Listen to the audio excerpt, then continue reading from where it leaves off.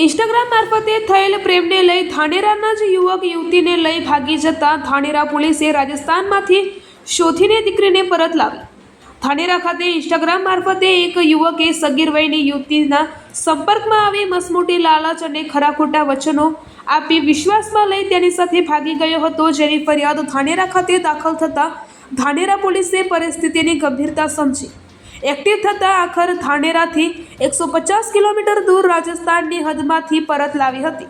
આરોપી હોશિયાર હોવાથી મોબાઈલ નંબર જ બદલી નાખ્યો હતો, પણ ધાનેરા પોલીસ છેલ્લા 1 માસથી IMEના આધારે વોચમાં હતી. આખિર પોલીસના સતત પ્રયત્ન થકી માહિતી સામે આવતા દીકરીને પરત લાવવામાં આવી હતી. ધાનેરા પોલીસ સ્ટેશનમાં 1.5 માસ અગાઉ એક અપહરણનો ગુનો દાખલ કરવામાં આવેલ છે, જેમાં હકીકત એવી છે કે જે અપહરણકર્તા છે તેઓએ ઇન્સ્ટાગ્રામ આઈડી બનાવેલું, ફેક આઈડી, જેના મારફતે દીકરી છે આપણી સગીર વયની, એના સાથે ચેટિંગ કરવામાં આવે છે અને તેને ભોળવવામાં આવે છે.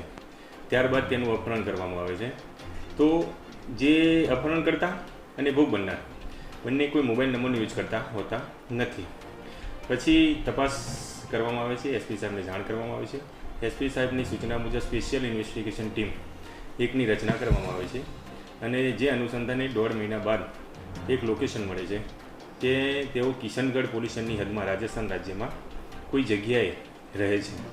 જે તો તાત્કાલિક રાત્રિના 2 વાગે SP સાહેબની સૂચના મુજબ ટીમ મોકલવામાં આવે છે અને એમને ઝડપી લેવામાં આવે છે અને અપહરણકર્તાના ચુંગાલમાંથી દીકરીને હેમખેમ પાછી લાવીને તેના પરિવારજનોને સોંપવામાં આવેલી છે.